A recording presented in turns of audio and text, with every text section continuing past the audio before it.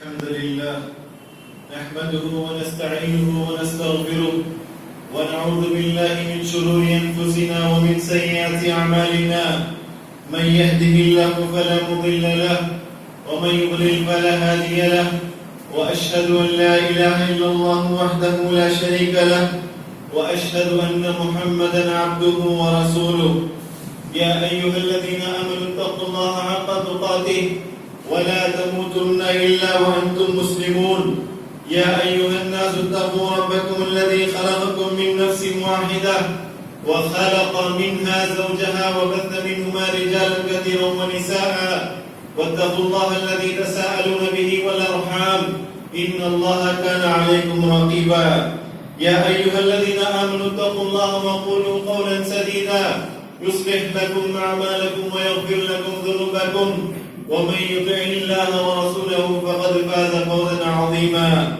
أما بعد فإن خير الحديث كتاب الله وخير الهدي هدي محمد صلى الله عليه وسلم وشر الأمور محدثاتها وكل محدثة بدعة وكل بدعة ضلالة وكل ضلالة في النار أعوذ بالله السميع العليم من الشيطان الرجيم من همزه ونفخه ونفثه بسم الله الرحمن الرحيم ولقد خلقنا الإنسان ونعلم ما توسوس به نفسه ونحن أقرب إليه من حبل الوريد إذ يتلقى المتلقيان عن اليمين وعن الشمال قعيد ما يلفظ من قول إلا لديه رقيب عتيد وجاء سكرة الموت بالحق ذلك ما كنت منه تحيد ونفخ في الصور ذلك يوم الوعيد وجاءت كل نفس معها سائق وشهيد لقد كنت في غفلة من هذا فكشفنا عنك غطاءك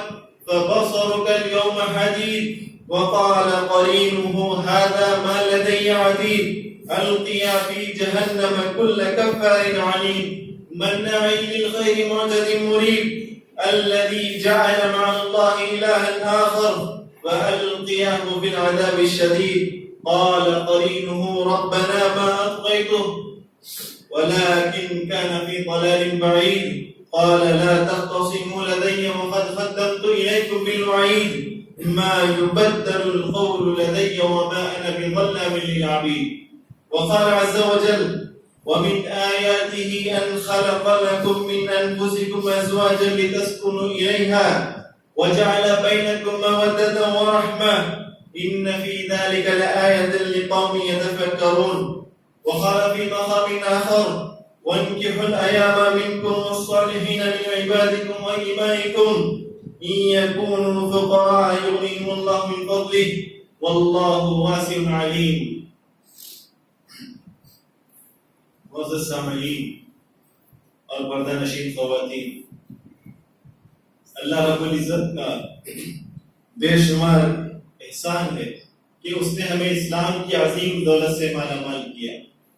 درود و سلام ہو اللہ تعالیٰ کے تمام برگزیدہ انبیاء پر، خصوصاً میرے اور آپ کے آخری نبی جناب محمد صلی اللہ علیہ وسلم پر، تمام صحابہ اور تمام سلف صالحین پر.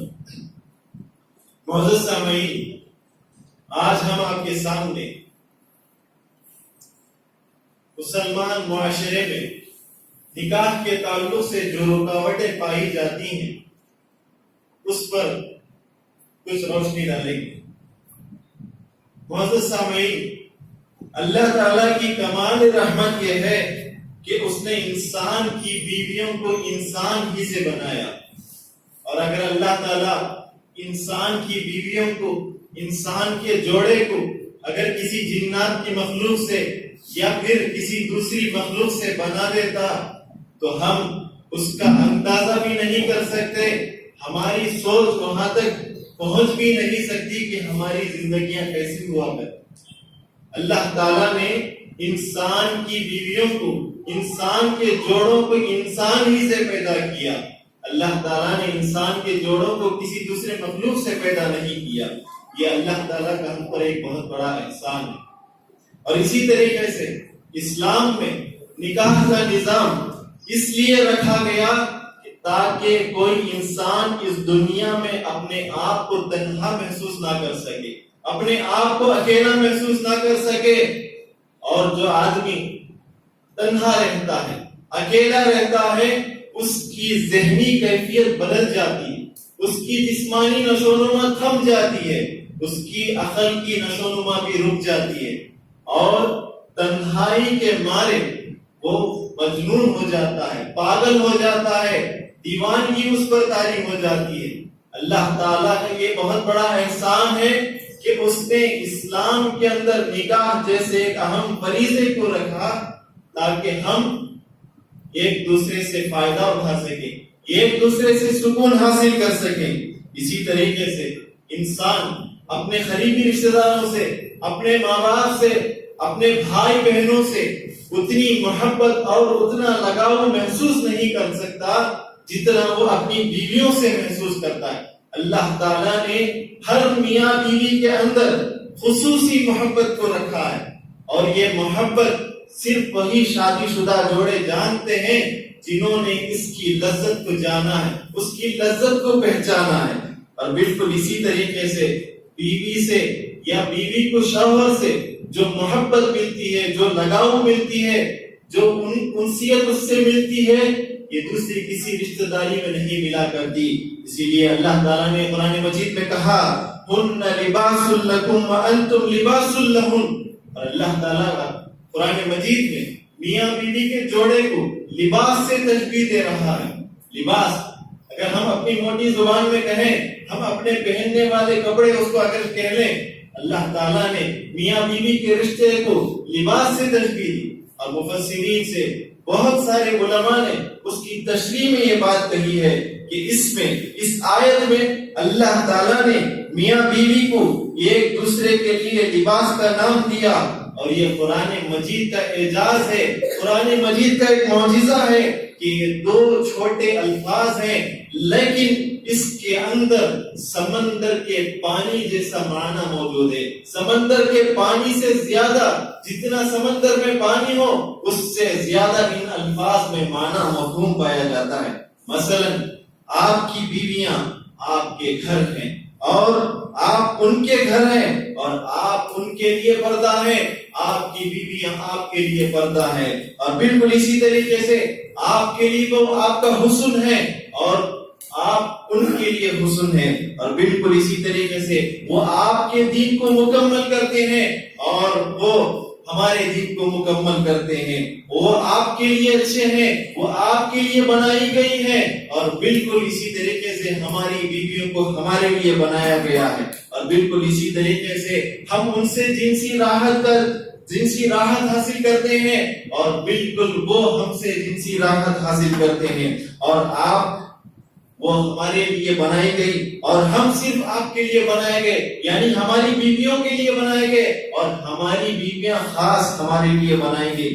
ہماری ضرورت ان کو ہے اور ان کو ہماری ضرورت ہے. اللہ تعالیٰ نے لباس کا معمولی لفظ استعمال کیا لیکن اس کے اندر بہت سارے معنی ہیں. اور بالکل اسی طریقے سے نکاح کو شریعت اگر اس کو جائز قرار دے یا نہ قرار دے یہ بات الگ ہے، لیکن انسان کی فطرت یہ سوچتی ہے، انسان کا دماغ یہ سوچتا ہے اور اس کا تقاضا کرتا ہے کہ کوئی اس کا اپنا رہے، جہاں وہ اپنے غم کو شیئر کر سکے، اپنے دکھ درد کو بانٹ سکے، اپنی محبت کا اظہار کر سکے اور یہ پاک دامنی اپنے آپ کو پاک دامن رکھ سکے. اس کا سب سے بہترین ذریعہ نکاح ہے. اللہ تعالیٰ نے نکاح کے ایک فریضے کو اسلام میں جائز قرار دیا اور اس کے ساتھ ساتھ ہمیں اس کی اجازت دی اور یہاں تک کہ مردوں کو اجازت دی کہ اگر تم انصاف قائم کر سکتے ہو تو تمہارے لیے ایک سے زائد یعنی 4 شادیاں کرنے کی اسلام نے ہمیں اجازت دی ہے.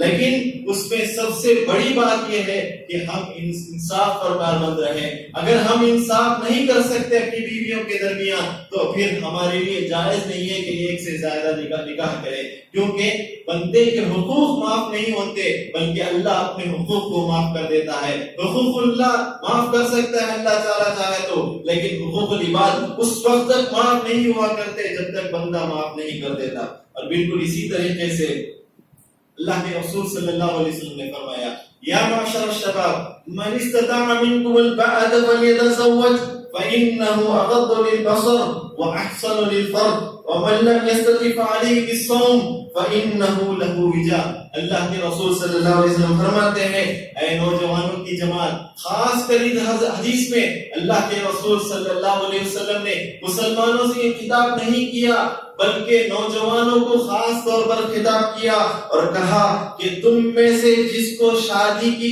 طاقت ہے، شادی کی استطاعت ہے، شادی کر لو، کیونکہ اس سے تمہاری نظریں محفوظ ہو جائیں گی، تم گناہ سے بچ جاؤ گے اور تمہاری شرمگاہیں محفوظ ہو جائیں گی، تم زنا سے بچ جاؤ گے۔ اور جو اس کی استطاعت نہیں رکھتا، یعنی اگر شادی کی استطاعت نہیں ہے تو اس کے لیے چاہے کہ وہ نفل روزے رکھے تاکہ نفل روزے اس کے لیے ڈھال بن جاتے ہیں۔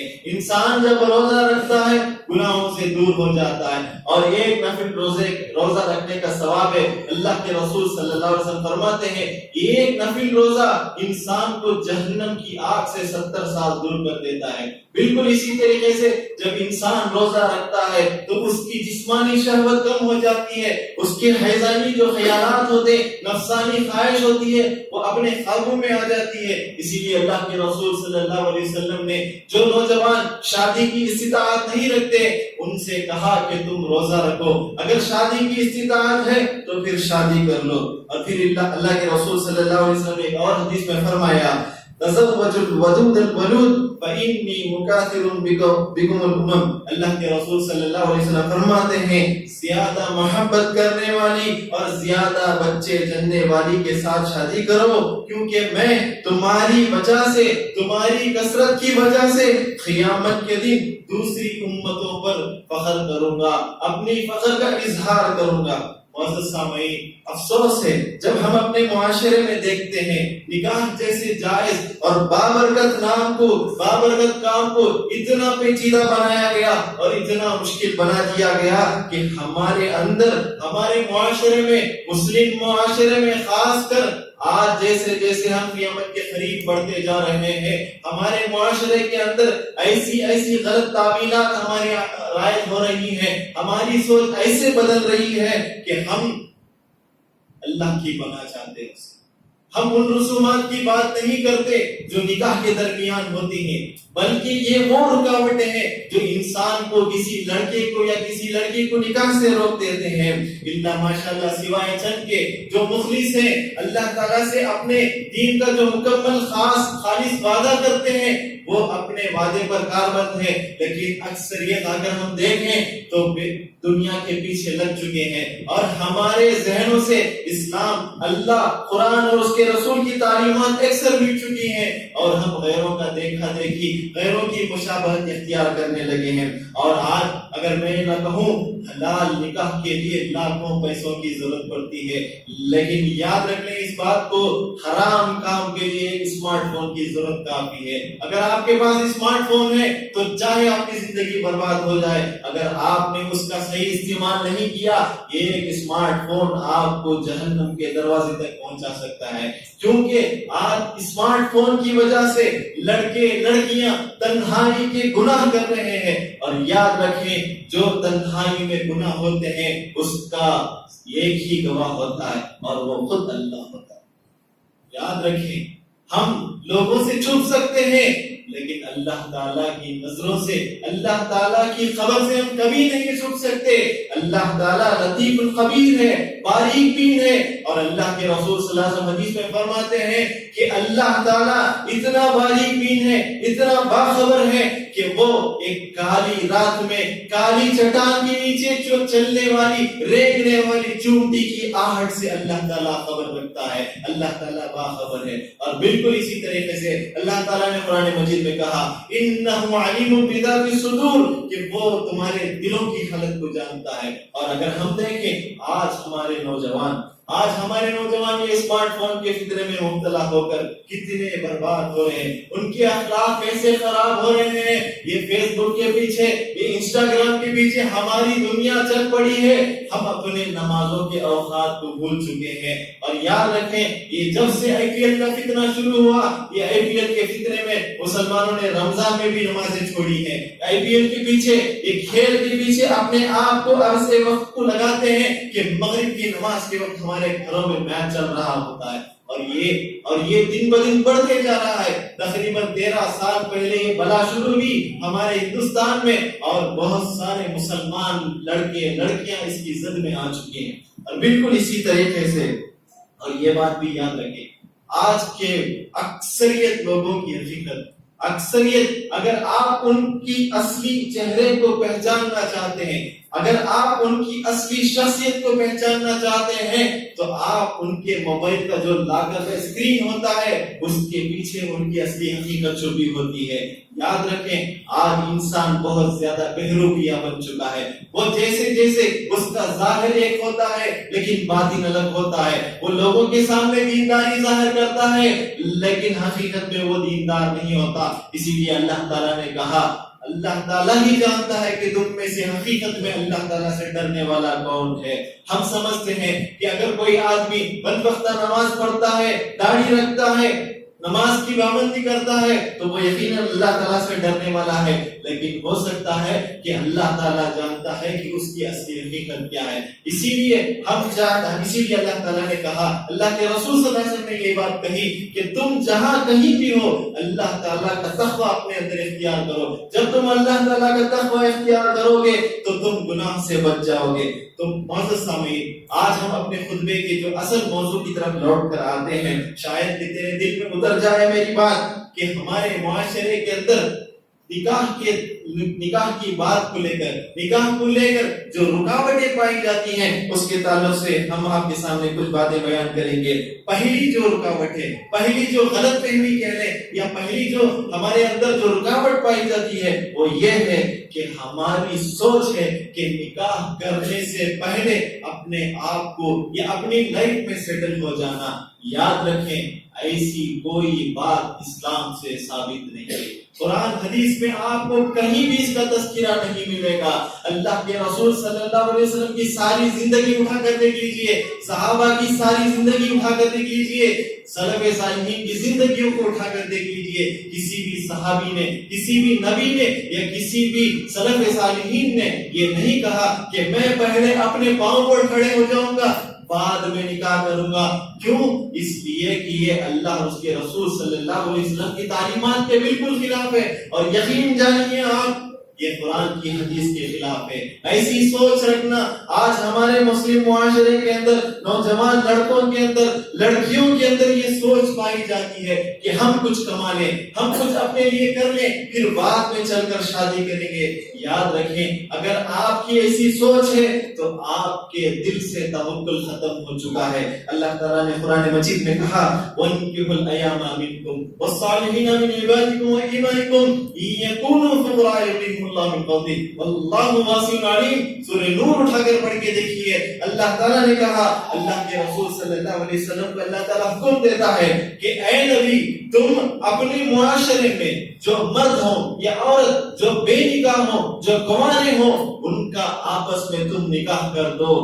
اگر یہ بات نوٹ کر کے جائیں آپ، اللہ تعالیٰ کہتا ہے، یہ اللہ کا وعدہ ہے۔ اللہ تعالیٰ نے کہا اگر وہ غریب بھی ہوں تو نکاح کی برکت سے انہیں مالدار بنا دیا جائے گا، اللہ تعالیٰ انہیں دولت مند بنا دے گا۔ لیکن ہمارے لڑکے اور لڑکیوں کی سوچ ہوتی ہے، ہمارے گھر والوں کی سوچ ہی ہوتی ہے کہ بچے کچھ اپنے لیے کر لیں، بعد میں چل کر ان کے نکاح کا انتظام کریں۔ اور اسی طریقے سے اللہ تعالیٰ کا یہ وعدہ ہے کہ کوئی شخص نکاح کرتا ہے اور وہ غریب ہے تو اللہ تعالیٰ اسے اپنے فضل سے مالدار بنا دے گا۔ علامہ البانی رحمہ اللہ جو حدیث کے بہت بڑے عالم گزرے ہیں اور اس صدی کے یا گزشتہ صدی کے مجدد ہیں، وہ کہتے ہیں کہ نکاح کرنے سے قبل میں بہت غریب تھا، اور جب سے میں نے نکاح کیا، اللہ تعالیٰ نے نکاح کی بدولت اللہ تعالیٰ نے مجھے تمنگر بنا دیا، مجھے مالدار بنا دیا۔ یہ ہمارے آنکھوں دیکھی یہ شخصیت ہمارے سامنے گزری ہے، ان کا اپنا واقعہ ہے۔ وہ کہتے ہیں کہ میں نکاح سے پہلے بہت غریب تھا، لیکن جب سے میں نے نکاح کیا اللہ تعالیٰ نے نکاح کی برکت کی وجہ سے مجھے امیر بنا دیا، مجھے مالدار بنا دیا۔ اور پھر اسی طریقے سے ابوبکر صدیق رضی اللہ عنہ کہتے ہیں کہ تم اللہ کا حکم مانتے ہوئے نکاح کرو، وہ تمہیں غنی کر دے گا، اپنا وعدہ پورا کرے گا۔ اور بالکل اسی طریقے سے عبداللہ بن مسعود رضی اللہ عنہ فرماتے ہیں کہ تم اگر دولت مند بننا چاہتے ہو، تم اگر امیر بننا چاہتے ہو تو پہلی فرصت میں نکاح کرو، اللہ تعالیٰ نکاح کی برکت سے تمہیں دولت سے نواز دے گا۔ لیکن عموماً ہمارے معاشرے میں دیکھا جاتا ہے کہ نکاح کے معاملے میں ہمارے گھر والے یہ چاہتے ہیں کہ ہماری سوسائٹی یہ چاہتی ہے کہ پہلے ہم اپنے مستقبل کو سنواریں، اپنے پاؤں پہ کھڑے ہو جائیں، بعد میں چل کر شادی کریں۔ اس کا مطلب یہ ہے کہ ہمارا بھروسہ اللہ تعالیٰ سے اٹھ چکا ہے اور ہم مسبب الاسباب سے اپنا بھروسہ توڑ کر، اپنا تعلق توڑ کر اپنا تعلق اسباب سے بنا چکے ہیں۔ ہم سمجھتے ہیں کہ فلاں ڈاکٹر کے پاس جانے سے میری صحت اچھی ہو جائے گی، لیکن شفا دینے والی کی ذات اللہ ہے۔ ہمارے دلوں، ہمارے زبان سے نکلنے والے یہ جملے کہ فلاں ڈاکٹر کے پاس جانے سے میری طبیعت اچھا ہو جائے گی، یہ گمراہ عقیدہ ہے، یہ عقیدے کی کمزوری ہے۔ بلکہ آپ ایسا کہیں کہ فلاں ڈاکٹر کے پاس جانے سے میری بیماری ٹھیک نہیں ہوگی جب تک کہ اللہ تعالیٰ اس میں اثر نہ پیدا کر دے۔ اسی لیے کہ اللہ تعالیٰ نے قرآن مجید میں کہا وَإِذَا مَرِضْتُ فَهُوَ يَشْفِينِ، اللہ تعالیٰ تو وہ ہے جب وہ بیمار ہوتا ہے کوئی بندہ تو اسے شفا دیتا ہے۔ ہمارے درمیان ہمارے منہ سے نکلنے والے کلمات پر اللہ تعالیٰ پکڑ کر سکتا ہے، اسی لیے اللہ تعالیٰ قرآن مجید میں کہا إِنَّ بَطْشَ رَبِّكَ لَشَدِيدٌ، اور جب اللہ تعالیٰ پکڑنے پر آ جائے، اپنی گرفت کر لے تو اس کی پکڑ سے کوئی ہمیں بچا نہیں سکتا۔ یہاں تک کہ بڑے بڑے اولو العزم پیغمبر قیامت کے دن کانپتے رہیں گے، اللہ تعالیٰ کے سامنے اپنے سر جھکائے کھڑے ہوں گے۔ اس دن ہم اپنے آپ کو کیا جواب دیں گے؟ ہم اپنے چہرے کو اللہ کے سامنے کیسے پیش کریں گے؟ اس سے جو ہے ہمیں سبق سیکھنے کی ضرورت ہے۔ اور بالکل اسی طریقے سے ہمارے اندر، ہمارے گھروں کے اندر یہ ماحول بھی پایا جاتا ہے کہ بچی کچھ پڑھ رہی ہے، اس کو پڑھ لینے دو، بچہ کچھ پڑھ رہا ہے، اعلیٰ تعلیم حاصل کر رہا ہے، اعلیٰ تعلیم حاصل کرنے دو۔ بھلا آپ مجھے بتائیں، کیا کالج جاتے ہوئے شادی کرنے کے بعد پڑھائی نہیں ہو سکتی؟ ضرور ہو سکتی ہے۔ اگر آپ تاریخ کا مطالعہ کر کے اٹھا کے دیکھیں، اصحاب صفہ جو صحابہ، اسلام کا جو سب سے پہلا مدرسہ تھا، وہاں کے اکثر صحابی اللہ کے رسول صلی اللہ علیہ وسلم کے پاس آتے اور اللہ کے رسول صلی اللہ علیہ وسلم سے کہتے اے اللہ کے رسول صلی اللہ علیہ وسلم میرا نکاح کروا دیجیے۔ وہ شاگرد تھے، اسلام کے پہلے شاگرد ہیں، اللہ کے رسول صلی اللہ علیہ وسلم پہلے استاد ہیں۔ وہ آ کر اللہ کے رسول صلی اللہ علیہ وسلم سے کہتے ہمارے معاشرے میں یہ کیوں نہیں ہوتا؟ اس لیے کہ ہمارے معاشرے میں شادی کو بہت مشکل بنا دیا گیا، نکاح کو بہت مشکل بنا دیا گیا، اور نکاح کا جو لفظ ہے، جو بابرکت لفظ ہے، ہمارے معاشرے میں آج یوز نہیں ہوتا۔ ہمارے معاشرے میں صرف نکاح روخے کے اوپر پرنٹنگ ہوتا ہے، نکاح، ولیمہ، یہ دو الفاظ صرف روخے تک محدود رہ گئے، لیکن عملی طور پر ہم بہت پیچھے چلے گئے۔ بلکہ یہ کہیں کہ ہم مشرکوں کے، کافروں کے نقش قدم پر چلنے لگے، اور بالکل اسی طریقے سے ہمارے اندر ایسے اخلاق آج کل آ رہے ہیں، بالکل جیسے غیروں کے اندر جو بدعقیدگی ہوتی ہے، جیسا ان کا گمان ہوتا ہے کہ وہ بالکل گمان ہمارے درمیان آج پایا جا رہا ہے۔ اور بالکل اسی طریقے سے کچھ لوگ، کچھ عورتیں، میں نے کئی اپنے رشتہ داروں میں دیکھی ہیں چیزیں، دور کے رشتہ دار ایسے بھی دیکھے ہیں ہم نے کہ وہ پڑھائی کو لے کر پڑھتے رہے اور عمر جو ہے ہاتھ سے نکل گئی۔ آج شادی کا جذبہ ہے، سرٹیفکیٹ تو موجود ہے، لیکن ان کے دل ترس رہے ہیں کہ میری کوئی اولاد نہیں ہے جو مجھے ماں کے نام سے مخاطب کر سکے، مجھے ماں کے نام سے مخاطب کر سکے، یا مجھے باپ کے نام سے مخاطب کر سکے۔ آج نہیں، وقت گزر گیا۔ جب وقت ہوتا ہے تو اس کے وقت پر وہ کام ہو جانا چاہیے، اور اللہ کے رسول صلی اللہ علیہ وسلم نے فرمایا اگر لڑکا یا لڑکی بالغ ہو جائے تو فوراً ان کا نکاح کر دو. لیکن ہمارے درمیان بالغ تو دور کی بات، بچے کی عمر، لڑکی کی عمر نکل رہی ہوتی ہے لیکن ہمیں اس کی کوئی فکر نہیں ہوتی. اور ہمیں فکر ہوتی ہے تو بس لوگوں کی فکر ہوتی ہے، ریاکاری کی فکر ہوتی ہے، ہمیں اپنے پیسوں کی فکر ہوتی ہے، مال کی فکر ہوتی ہے، اسے کتنا جہیز لینے کی فکر ہوتی ہے. یہ ساری فکریں ہمارے اندر ہوتی ہیں لیکن سنت کو زندہ کرنے کی فکر ہمارے اندر نہیں پائی جاتی. اور بالکل اسی طریقے سے جو دوسری غلط فہمی، جو دوسری رکاوٹ ہمارے اندر پائی جاتی ہے، نکاح میں بلا وجہ تاخیر کرنا. اگر آپ دیکھیں ہمارے معاشرے میں چھوٹی چھوٹی بات پر نکاح کو ٹال دیا جاتا ہے. بچی پڑھ رہی ہے، نکاح ٹال دیا گیا. بچہ پڑھ رہا ہے، نکاح ٹال دیا گیا. منگنی کر دیتے ہیں، منگنی کر کے 2 سال، 3 سال.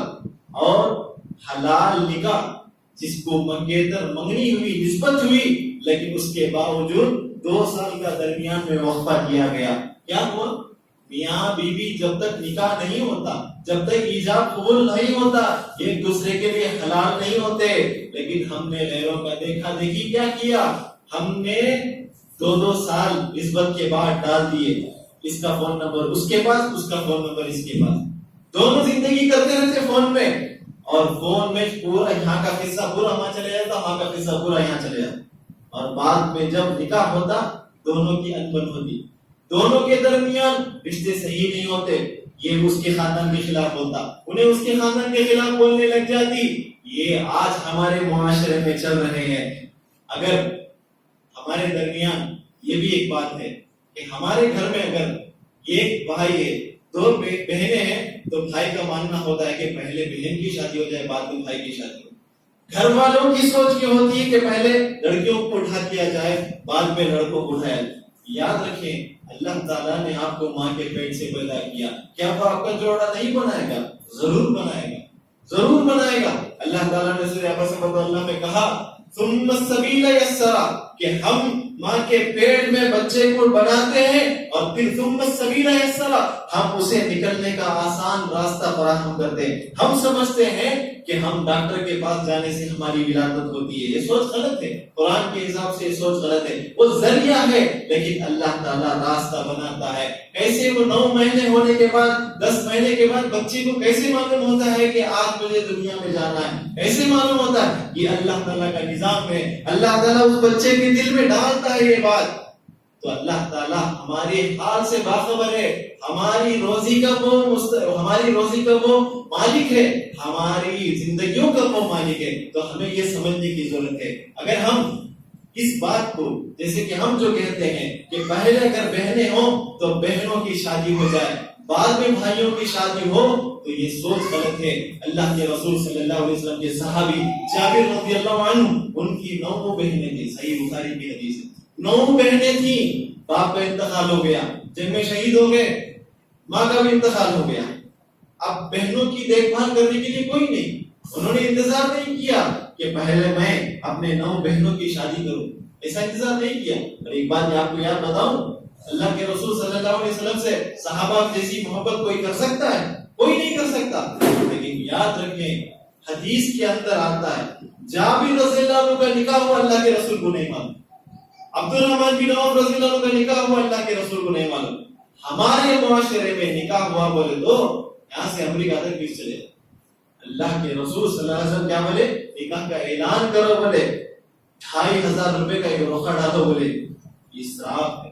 آگے ہم اس کے بارے میں آپ سے تفصیل سے بات کریں گے. اللہ کے رسول صاحب راستے میں جابر رضی اللہ عنہ ملتے ہیں. جابر رضی اللہ عنہ سے پوچھتے ہیں، اے جابر، میں نے سنا کہ تمہارا نکاح ہو گیا. اللہ کے رسول صاحب معلوم بھی نہیں. اگر وہ چاہتے تھے تو اللہ کے رسول کو بلا کر اپنا نکاح پڑھوا سکتے تھے، لیکن بلانا بھی انہوں نے صحیح سمجھا، کیونکہ نکاح ان کے معمولی سی بات تھی، آسان سے ہو جاتا تھا، بہت آسان تھا. نکاح ہو گیا. اللہ کے رسول پوچھتے ہیں، تم نے کنواری لڑکی سے شادی کی ہے یا بیوہ سے؟ جابر رضی اللہ عنہ فرماتے ہیں کہ میں نے بیوہ سے شادی. اللہ کے رسول فرماتے ہیں، اے جابر، اگر تم کنواری لڑکی سے شادی کرتے تو وہ تمہارے ساتھ کھیلتی اور تم اس کے ساتھ کھیلتے. حدیث میں ایسے ہی الفاظ ہیں. تو جابر رضی اللہ عنہ کہتے ہیں کہ میری ماں کا انتقال ہو چکا ہے اور میں نے صحیح سمجھا کہ اپنی بہنوں کی نگرانی کے لیے ایک بیوہ سے نکاح کروں. بیوہ سے نکاح کروں، اور انہوں نے بیوہ سے نکاح کیا تاکہ وہ میری بہنوں کا خیال رکھ سکے، ان کی تربیت کر سکے، ان کی نگرانی کر سکے۔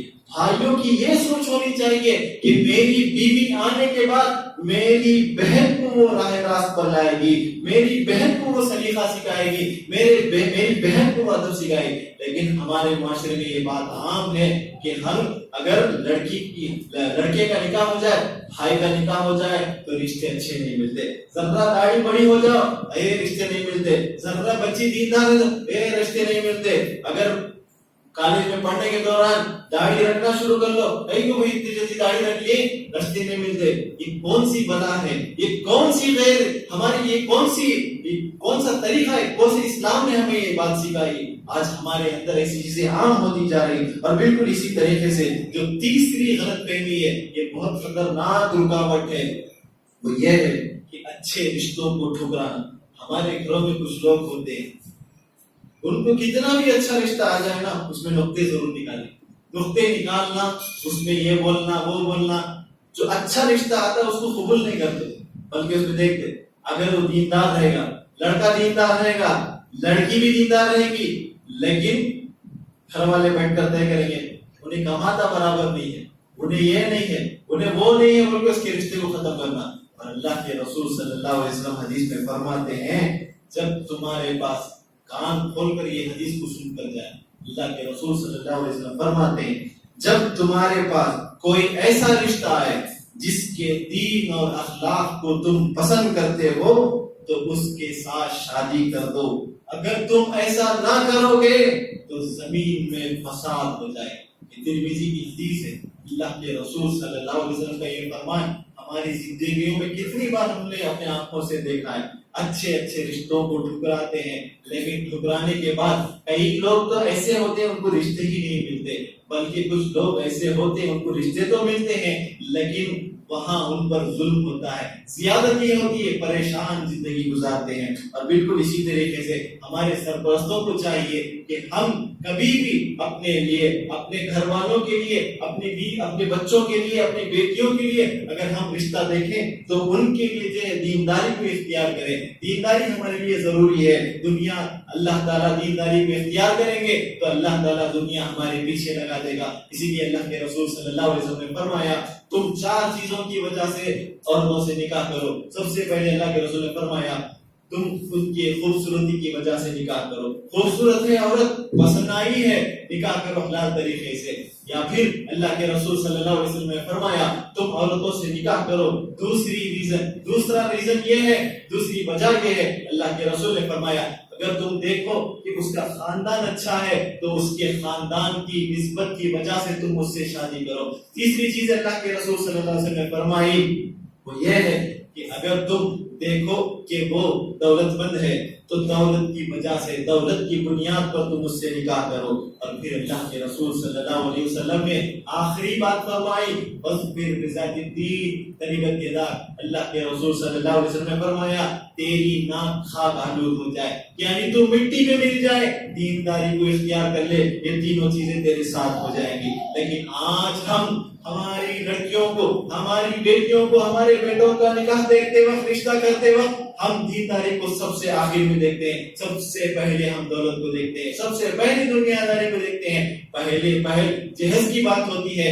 رسومات کی بات ہوتی ہے، اور یہاں تک کہ ہم غیروں کا دیکھا دیکھی اپنی شادیوں میں ویڈیوگرافی، فوٹوگرافی پوری حرام کام ہوتے ہیں۔ اور یاد رکھیں جس شادی میں ویڈیوگرافی ہوتی ہے اس شادی میں شرکت کرنا بھی اسلام کے نزدیک اجازت نہیں ہے، اسلام اس کی اجازت نہیں دیتا، اسلام کے نزدیک وہ ناجائز ہے۔ اور بالکل اسی طریقے سے جو چوتھی غلط فہمی، چوتھی جو رکاوٹ ہماری شادیوں میں پائی جاتی ہے وہ یہ ہے کہ شادی کا اگر ہمارے گھر میں بات ہوتی ہے تو سب سے بڑی مصیبت جو ہمارے اوپر آتی ہے وہ یہ ہے کہ ہم اپنی شادی کو اللہ کی رضا کا ذریعہ نہیں سمجھتے بلکہ اسے ریاکاری کا ذریعہ سمجھتے ہیں، اور ہم چاہتے ہیں کہ ہماری زندگی، ہماری شہرت، ہماری نام و نمود معاشرے میں بڑھ جائے، ہماری شان اپنے دوستوں میں بڑھ جائے، ہماری شان رشتہ داروں میں بڑھ جائے، اور ہم یہ سمجھ کر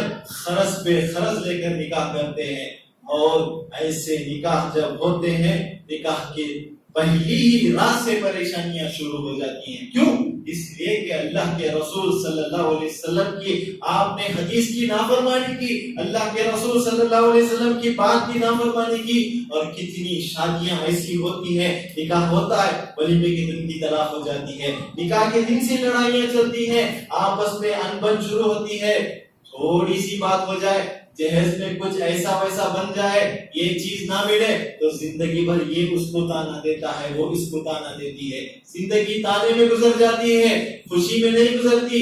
آپس میں پریشانی اٹھاتے اٹھاتے آدھی زندگی گزرتی ہے اور ایک وقت ایسا آتا ہے دونوں علیحدہ ہونے کا فیصلہ کر بیٹھتے ہیں، طلاق خلا تک معاملہ نوبت چلی جاتی ہے. اور کچھ ظالم قسم کے لوگ ایسے بھی ہوتے ہیں جو عورتوں کو جلا کر مار ڈالتے ہیں، ایسڈ ڈال کر مار ڈالتے ہیں، کچھ ان کو پھانسی دے دیتے ہیں، کچھ ان لوگوں کو زہر پلا کر مار دیتے ہیں. ایسے واقعات ہمارے معاشرے میں آج ہو رہے ہیں. کیوں؟ اس لیے کہ ہم نے دینداری کو اختیار نہیں کیا.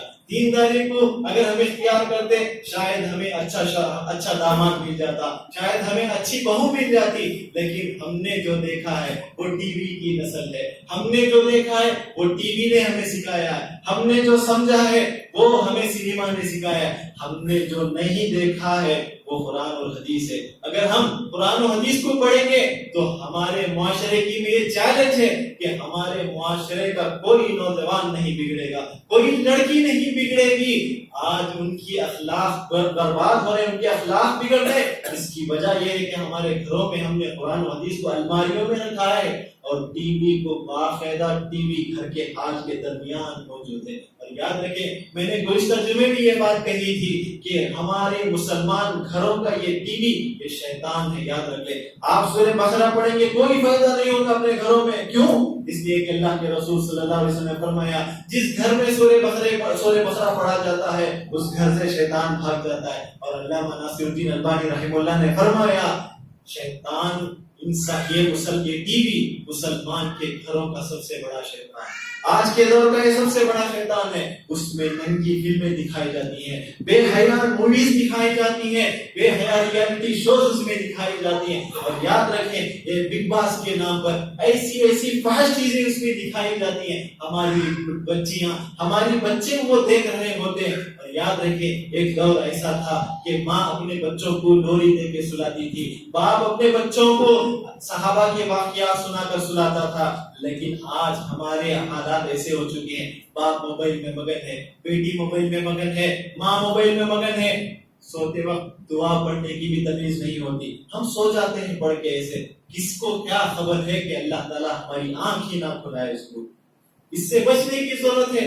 اور ہم اپنے اس مسجد کے ذریعے سے ہم سب سے گزارش کریں گے جو آپ کے گھر میں بچے ہوتے ہیں، یہ ہم لوگوں کا دیکھا دیکھی ہمارے گھروں میں بھی ہم نے شروع کر لیا. ہم اپنے بچوں کو علیحدہ روم دینا اچھا سمجھتے ہیں، یہ بہت بری بلا ہے. اور یاد رکھیں جب وہ تنہائی میں رہیں گے تو شیطان انہیں اکسائے گا، انہیں ورغلائے گا، گناہ پر مجبور کرے گا. اس کے بعد پھر آپ کے ہاتھ سے بچے نکل جائیں گے، بعد میں پچھتانے کا کوئی فائدہ نہیں ہے. بچوں کو اپنے ساتھ رکھیں.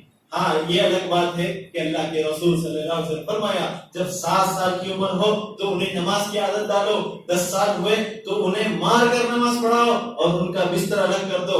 یہ باقاعدہ ہونا ضرور ہے، لیکن اس کا مطلب یہ نہیں کہ ان کو اکیلی روم دے دو اور وہ اندر سے عقل ڈال. اور کچھ لوگوں کو میں نے دیکھا، کچھ گھروں میں ہم نے دیکھا ہے کہ باقاعدہ روم دیتے، اندر ٹی وی ہے، موبائل ہے، کمپیوٹر ہے، ہر چیز سے موجود ہے اور اندر سے دروازہ لاتے ہیں. کیا معلوم بچہ آپ کے اندر کیا کر رہا ہے. آپ کو اپنے بچے پر یقین ضرور ہے لیکن دنیا پر آپ یقین نہیں کر سکتے. دنیا دھوکے کی جگہ ہے اور اللہ تعالیٰ نے قرآن مجید میں یہی بات کہی دنیا متاع الغرور، یہ تو مسلسل برابر کا دھوکا ہے، یہاں دھوکا کھاتا ہے انسان. اس سے بچنے کی ضرورت ہے. اور بالکل اسی طریقے سے اللہ کے رسول صلی اللہ علیہ وسلم کی جو حدیث ہے، اللہ کے رسول صلی اللہ علیہ وسلم نے فرمایا خیر النکاح ایسرہ. عقبہ بن عامر رضی اللہ عنہ سے روایت ہے کہ بہترین نکاح وہ ہے جو سادگی کے ساتھ ہو جائے. ہمارے معاشرے میں سادگی کے ساتھ نکاح کرنا ہو تو کئی رشتہ داروں کو بلاتے نہیں، کئی کو سادگی کے ساتھ رشتہ کرے تو بول بھی آگے نہیں کرنا شادی کے اوپر بھی، یہ کئی لوگ چھوڑاتے اپنے رشتہ داروں کو بلاتے نہیں، کیوں؟ ہماری ناک کٹ جائے گی۔ ارے پاگل آدمیوں، پاگل مسلمانوں، اللہ اور اس کے رسول کی ناک کٹواؤ گے تو قیامت کے دن اس کی کوئی ہمیں اثر نہیں ہوتا، یہ ہمیں ہمارے سر پہ جھوٹ تک نہیں رہتی کہ ہم اللہ اور اس کے رسول کو شرمندہ کریں گے قیامت کے دن، لیکن ہم اللہ اور اس کے رسول کو شرمندہ کرنے پر راضی ہیں، لیکن ہم اپنے معاشرے میں اپنی ناک اپنی شان چڑھانے کو اچھا سمجھتے۔ یہ بری بلا ہے، اس کی وجہ سے کئی شادیاں ختم ہو چکی ہیں، کئی لڑکیاں اسی وجہ سے بیٹھی ہوئی ہیں کہ ان کے پاس شادی کرنے کے لیے اخراجات ہیں، اور کئی لوگ ایسے ہوتے ہیں جو اپنی بچیوں کا نکاح کرنے کے لیے لوگوں سے پیسے مانگ کر نکاح کرتے ہیں، اور بعد میں جیسے ہی نکاح ختم ہوتا ہے وہ قرض ادا کرتے کرتے خبر میں پہنچ جاتے ہیں۔ اتنی فضول خرچی کر کے شادی کرنے کی کیا ضرورت ہے؟ اور بالکل اسی طریقے سے خصوصاً شہر بنگلور کے اندر جس طریقے سے شادی محل آج بنائے جاتے ہیں، اگر ان شادی محل کا جو خرچہ ہے اس میں کم سے کم 10 سے 15 شادیاں ہو جائیں گی، اتنا خرچ جو ہے شادی محل کو دے رہے ہیں۔ کیا ضرورت ہے شادی محل لینے کی؟ اللہ کے رسول صلی اللہ علیہ وسلم کی حدیث ہے اعلنوا النکاح، اللہ کے رسول نے فرمایا نکاح کا اعلان کرو۔ اس کا مطلب یہ نہیں ہے کہ تم بہت بڑے شادی محل کو لے لو اور وہاں جو ہے فضول خرچی کرو۔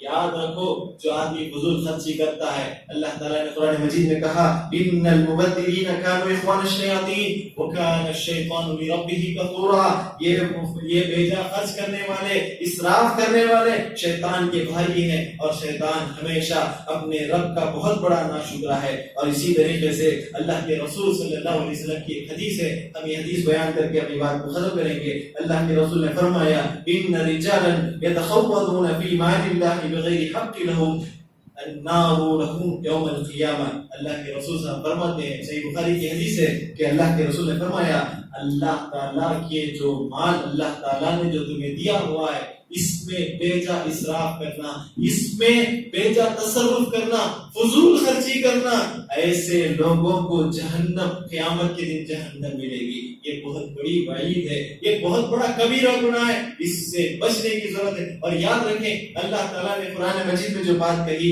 کہ فضول خرچی کرنے والے شیطان کے بھائی، اس سے بڑی کوئی بات ہو سکتی ہے؟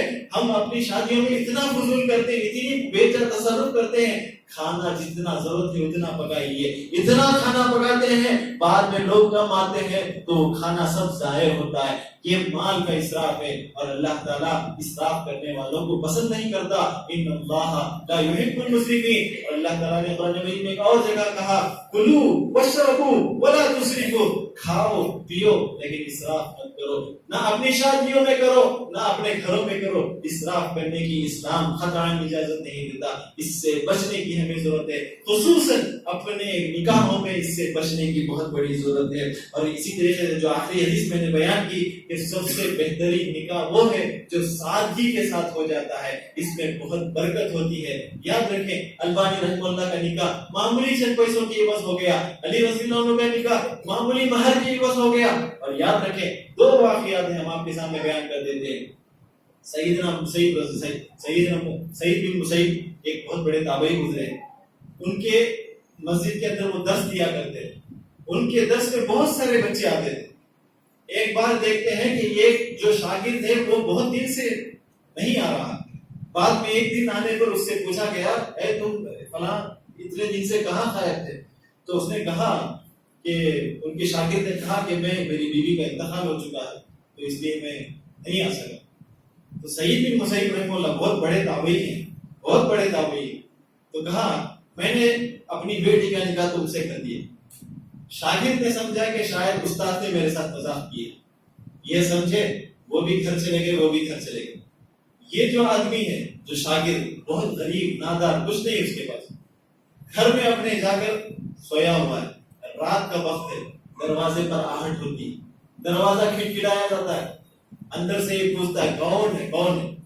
سعید بن مسیب بہت بڑے تابعی تھے، ان کا ضرب دیکھی، انہوں نے اپنے آپ کا برا نام نہیں کیا بلکہ کہا میں ہوں سعید۔ انہوں نے سمجھا کہ شاید میرا کوئی دوست ہے، بعد میں جا کر دروازہ کھولا، دیکھا کہ اپنے سامنے اپنے استاد کھڑے، ایک دم پریشان ہوئے، کہا اگر استاد اگر آپ بول دیتے تو میں خود آپ کے گھر پہنچ جاتا، کچھ ضرورت تھی۔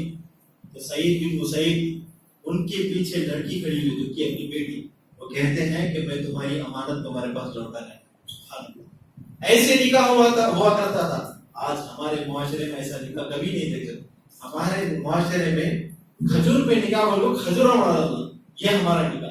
کھجور اڑائے تو کھجور پہ نکاح. نعوذ باللہ من ذلک. یہ رزق کے ساتھ توہین ہے، یہ اللہ تعالیٰ کی رزق کی توہین ہے اور بالکل ناشکری ہے. اس سے بچنے کی ضرورت. اور سعید بن مسیب کا یہ واقعہ ہمارے لیے بہت بڑا ثبوت ہے کہ نکاح سادگی کے ساتھ ہونا چاہیے. یاد رکھیں ان سے ایسی اولاد پیدا. اور یاد وہ آپ کو قصہ بہت مشہور قصہ ہے، آپ نے بہت بار سنا ہوگا کہ عمر رضی اللہ عنہ کی خلافت کے زمانے میں ایک عورت رات میں، عمر رضی اللہ عنہ کی عادت تھی کہ وہ گشت کیا کرتے تھے، گشت کرتے تھے اپنے محلے میں جا کر لوگوں کی خبر گیری کیا کرتے تھے. جب پہنچتے ہیں کہ گھر سے آواز آتی ہے، ماں اپنی بچی کو کہہ رہی ہوتی کہ بیٹی اٹھ، پانی دودھ میں جو ہے پانی ملا دے. بیٹی کہہ رہی ہو کہ بیٹی کے دل میں اللہ کا ڈر دیکھیے، اس کے دل میں اللہ کا ڈر تھا. وہ کہہ رہی تھی ماں سے کہ ماں خلیفہ کا حکم ہے کہ پانی جو ہے دودھ میں پانی نہیں ملایا جائے گا. تو ماں نے کہا یہاں خلیفہ تھوڑی دیکھ رہا ہے تو پانی ملاتے چل اٹھ. تو بیٹی نے کہا خلیفہ تو نہیں دیکھ رہا لیکن اللہ تو دیکھ رہا. عمر رضی اللہ عنہ گھر کے باہر کھڑے ہوئے یہ واقعہ سن رہے تھے، یہ دیکھ رہے تھے. اپنے غلام صالح سے کہا اس گھر پہ نشان لگا دو. غلام نے نشان لگا دیا اور دوسرے دن عمر رضی اللہ عنہ وہاں پہنچ گئے اور پہنچ کر اس عورت سے کہا کہ فلاں بات ہو رہی تھی اس گھر میں. ہاں. تو جو اس کی ماں تھی بہت پریشان ہو گئی. عمر رضی اللہ عنہ بہت انصاف کے معاملے میں، شریعت کے معاملے میں بہت سخت تھے، اسی لیے شیطان ان سے ڈرا کرتا تھا. شیطان عمر رضی اللہ عنہ جس گلی سے آتے تھے شیطان دوسری گلی پکڑ لیتا. تو وہ جیسے ہی پہنچے تو اس کی ماں پریشان ہو گئی. بعد میں عمر رضی اللہ عنہ نے کہا نہیں، بات میں نے ایسی بات میں سنی تھی. وہ کون تھی جو تمہارے اور ایک ساتھ بات کر رہی تھی، اس کو لاؤ. تو اس عورت نے کہا کہ وہ میری بیٹی. جب وہ بیٹی آئی عمر رضی اللہ عنہ کے ساتھ ان کے بیٹے کھڑے ہوئے تھے. عاصم ان کا نام، صحابی نہیں، عاصم ان کا نام. وہ کھڑے ہوئے تھے. ان سے کہا کہ میں تمہاری بیٹی کو عاصم کے نکاح میں مانگتا ہوں. کڑیا میں فوراً راضی ہو گئی، کڑیا راضی ہو گئی، عورت راضی ہو گئی. عاصم سے کہا کہ تم بھی اپنی بیوی کو ایک بار دیکھ لو. دونوں آپس میں ایک بار دیکھ لیے، شادی ہو گئی.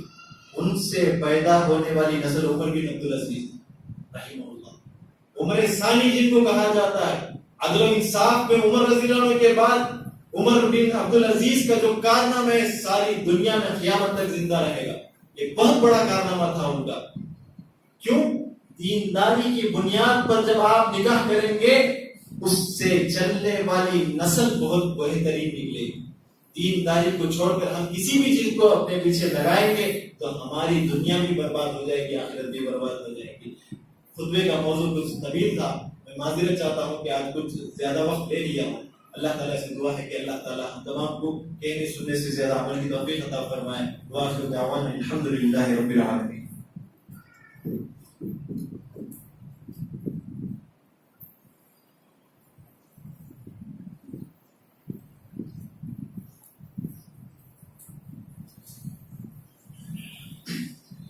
الحمد لله على إحسانه والشكر له على توفيقه وامتنانه وأشهد أن لا إله إلا الله وحده لا شريك له تعظيما لشانه